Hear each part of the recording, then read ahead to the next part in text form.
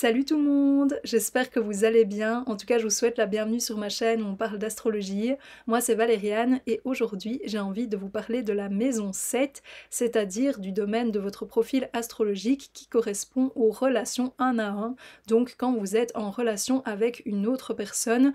et pas uniquement dans le contexte amoureux, ça peut aussi être amical ou encore professionnel. Mais justement, c'est le but de la vidéo d'aujourd'hui, c'est de voir en profondeur ce que représente la maison 7 dans un thème astral, et donc je vous donnerai aussi évidemment des exemples de positions de planètes dans cette maison astrologique. Mais si vous ne savez pas ce qu'est une maison ou même un thème astral, je vous invite à aller regarder la vidéo que j'ai déjà faite à ce sujet pour que ce soit plus clair pour vous tout simplement. Et alors si vous avez envie d'aller plus loin et que j'interprète votre profil astrologique, sachant que je propose différents types d'interprétations, n'hésitez surtout pas à me contacter par rapport à ça via les informations qui seront mises dans la description de la vidéo. Mais voilà, sur ce, parlons de la maison 7. Alors, une première chose qui me semble importante à mentionner concernant la maison 7, c'est que c'est une maison très importante dans le thème astral. Il s'agit d'une des 4 maisons angulaires, comme la maison 10, la maison 4 et la maison 1. Donc ça veut dire qu'elle est située à l'un des angles du thème astral.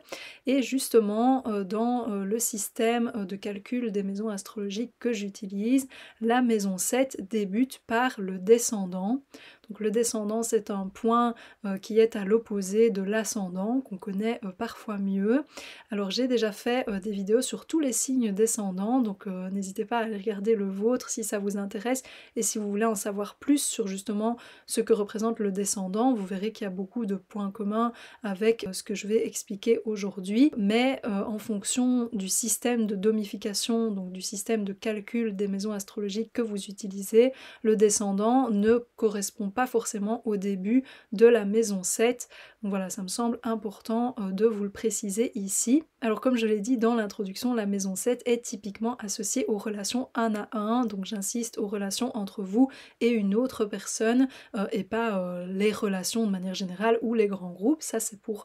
d'autres maisons astrologiques. Et donc c'est quelque chose qui intéresse souvent les gens parce qu'on dit que les planètes ou le signe qui se situe là-bas dans votre profil astrologique indiquent les caractéristiques de votre futur partenaire. Alors ce n'est pas forcément faux, ça peut même être vrai parce qu'il y a plein de façons d'utiliser l'astrologie. C'est juste que moi ce n'est pas forcément ce qui m'intéresse le plus, dans le sens où déjà je n'utilise pas l'astrologie de manière prédictive et je l'utilise beaucoup plus comme une sorte d'outil, si vous voulez, en l'occurrence en tout cas, de compréhension de soi, donc pour aller plus loin aussi dans la compréhension avec soi et aussi dans les interactions avec les autres qui me semblent effectivement très importantes et qui sont ici en cause avec la maison 7. Vous allez voir que ça ressort beaucoup dans ma façon d'interpréter cette maison astrologique. Mais donc effectivement, vous pouvez voir à travers le signe et là où les planètes de votre maison 7 ce que vous allez préférer dans vos relations ou ce que vous allez avoir tendance à attirer. Et donc pour rentrer plus dans le détail ici, quand vous avez une planète ou plusieurs planètes éventuellement dans la maison 7, ça veut dire que ce qu'elle représente va se manifester le plus lorsque vous êtes dans une relation. Autrement dit, ça veut dire que c'est via aussi cette planète que vous allez être en relation avec une autre personne. Donc je vais donner un exemple ici avec quelqu'un qui aurait par exemple la planète Vénus dans la maison 7. Et donc à travers cet exemple, j'essaie de vous montrer aussi comment se crée le sens dans une position planétaire, dans la maison 7 en l'occurrence. Donc Vénus, c'est une planète qui représente justement ce qu'on valorise à l'intérieur de nous et aussi chez les autres, ce qu'on va trouver agréable, plaisant, pour le dire vraiment de manière résumée ici. C'est une position, Vénus dans la maison 7, qui est assez naturelle, harmonieuse. Vous voyez tout de suite le lien évidemment entre cette planète et ce que représente la maison 7. Et donc il y a plusieurs sens, plusieurs significations qui ressortent d'une position telle que celle-là. D'abord, basiquement, ça peut indiquer que cette personne aime particulièrement être dans une relation avec quelqu'un d'autre, de nouveau pas forcément une relation amoureuse, mais en tout cas aime avoir au moins une relation où il y a du plaisir, où il y a de l'amour, qui est vraiment plaisante, qui est agréable. Mais bien sûr il faut regarder dans quel signe est située Vénus pour avoir plus plus d'informations. Et pour avoir une vue vraiment complète, évidemment, il faut regarder l'ensemble du thème astral et pas juste une position. Et donc toujours basiquement, avec Vénus dans la maison 7, on peut voir aussi que cette personne est probablement douée pour valoriser ses relations, pour valoriser aussi son partenaire, et peut-être également qu'elle tombe plus sur des partenaires qui lui montrent beaucoup d'amour. Et c'est là qu'on voit l'une des particularités vraiment fondamentales de la maison 7, c'est que ça nous décrit à la fois nous dans la relation, mais aussi quelle énergie notre partenaire va nous renvoyer.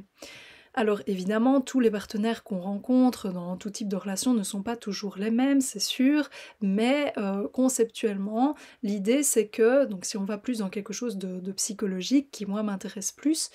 c'est que avec la maison 7, on voit les énergies à l'intérieur de nous qu'on va souhaiter partager avec quelqu'un d'autre et qui, selon un principe de réciprocité ou de projection, vont nous être rendues par le partenaire. Donc quand je dis un principe de réciprocité, c'est juste que je pense que quand on démontre certaines attitudes vis-à-vis de quelqu'un, elles ont tendance à nous être renvoyées aussi. Plus spécifiquement pour la maison 7, quelque chose qui me semble super important à comprendre, c'est cette idée de projection, c'est-à-dire que ce qu'on ne va pas forcément avoir intégré à l'intérieur de nous consciemment va par contre nous être renvoyé par le partenaire. Et donc, pour reprendre Vénus, ça veut dire qu'il pourrait y avoir des personnes avec cette position, Vénus en maison 7, qui n'arrivent pas à percevoir leur propre valeur, ce qu'elles aiment chez elles, sans que quelqu'un d'autre leur montre ce qu'il y a d'aimable, disons, de valeur à l'intérieur d'elles. Et c'est dans ce principe-là aussi qu'on peut comprendre que parfois certains astrologues ou autres présentent la maison 7 et les planètes qui s'y trouvent comme ce qui concerne justement les partenaires et comme si ça ne nous concernait pas nous. Alors personnellement je ne partage pas cette idée dans le sens où je pense que ce n'est pas que ça, c'est-à-dire que pour moi la maison 7 fait partie de notre propre profil astrologique et que donc elle nous concerne, mais qu'évidemment c'est une maison astrologique qui n'est plus que à propos de nous. C'est le cas de toutes les maisons allant de la 7 jusqu'à la 12, et donc elle indique aussi des choses sur les autres, sur nos partenaires en l'occurrence, mais ça signifie aussi toujours des choses personnellement. Et donc selon moi c'est pertinent de regarder là où les planètes que vous avez dans la maison 7 comme des caractéristiques que vous allez rencontrer chez l'autre, chez un partenaire, mais qui sont aussi des caractéristiques qui vous sont propres en soi et que vous allez plus démontrer quand vous êtes en relation, donc qui vont être plus facilement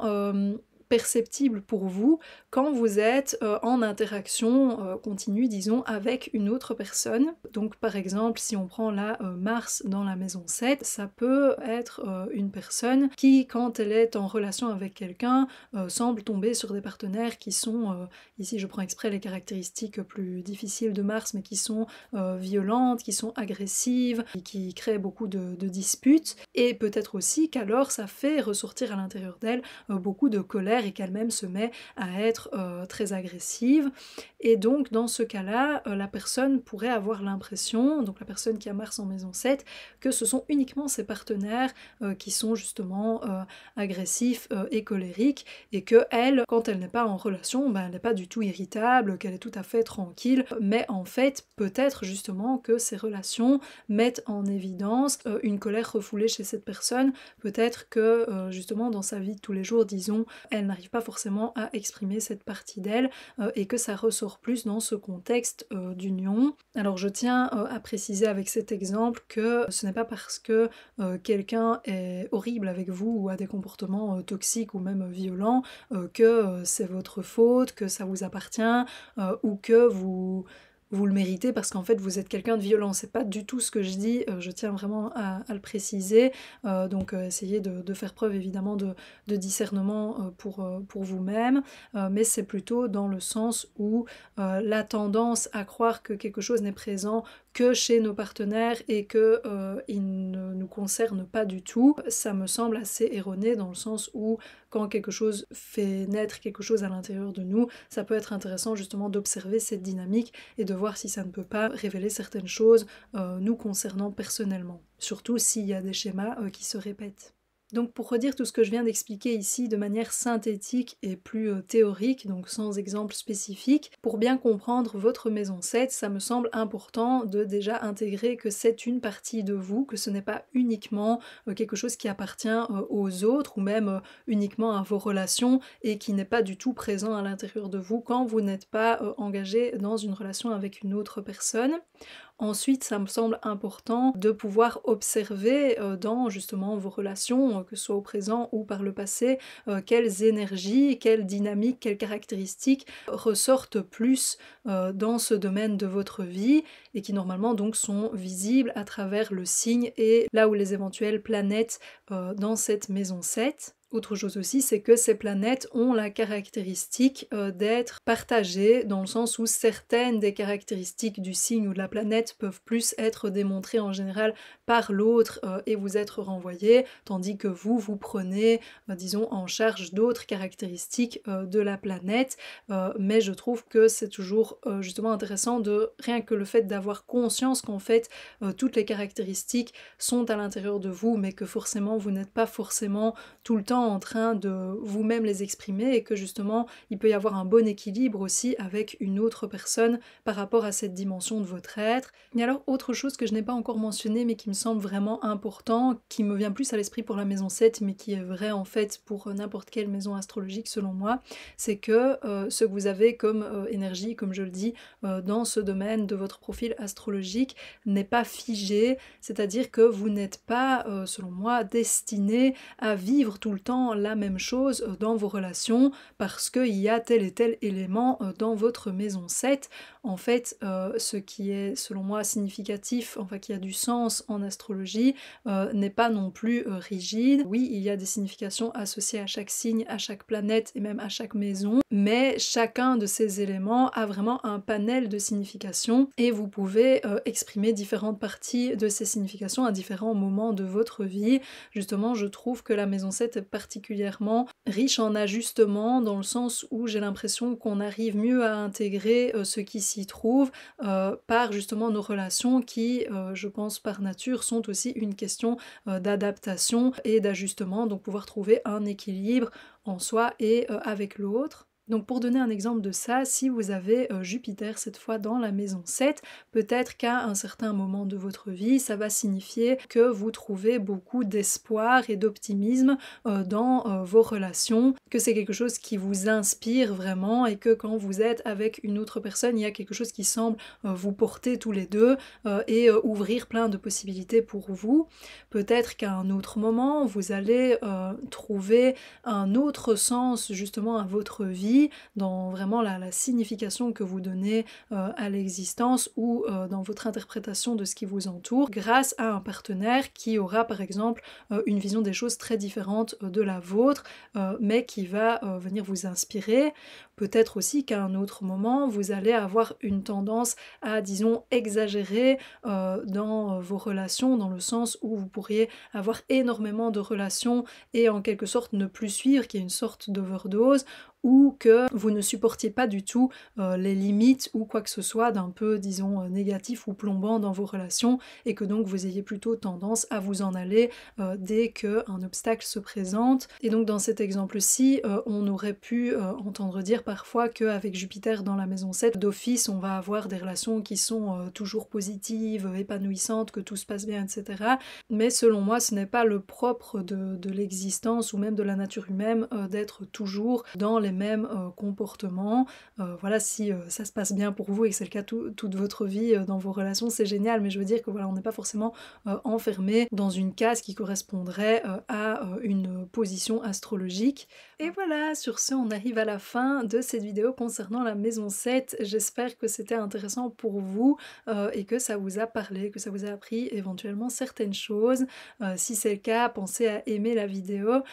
et vous pouvez aussi laisser un commentaire pour partager votre propre expérience, vos observations et réflexions concernant cette maison astrologique. Et alors si vous êtes passionné d'astrologie ou que c'est quelque chose qui vous intéresse et que vous voulez voir d'autres vidéos de ma part dans ce domaine, pensez aussi à vous abonner à la chaîne pour ne pas les manquer. Mais voilà, d'ici la prochaine fois, moi je vous souhaite une très belle journée ou une belle fin de journée. Salut!